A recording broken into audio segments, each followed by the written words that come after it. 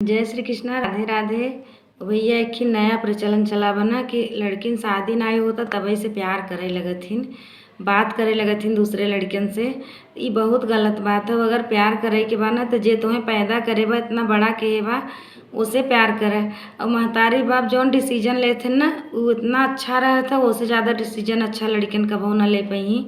लेकिन लड़कियन के दिमाग में पता नहीं कौन कीड़ा भरा बा। आजकल शादी से पहले अवैध संबंध, अवैध ये सब बातचीत करे लगत हन। ई बहुत गलत हो।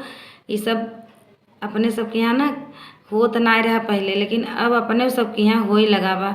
अब सभी फैशन में, देखा देखी में, मूवी में देख के, और जबकि मूवी वाले ना सबके दिखावत हन, हकीकत में उन ऐसा कुछ नहीं रहते। उनहु मर्यादा में रहते हैं, ऐसा बात नहीं बा।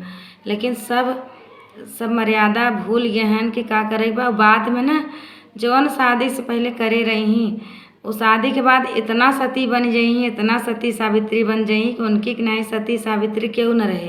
वो दूसरे के ऐसा दिमाग बताई कि अपने अंदर से बल्कि हंसी आवत है कि देखा इनहु बोले बिना मार करत है। तो ऐसा हम घटना देखे है कि बहुत ऐसा रहत ही औरत और लड़की कि खुद इतनी माने गंदगी उनके अंदर भरी रहे ना, वो दूसरे की पवित्रता बांटे फिरे थी।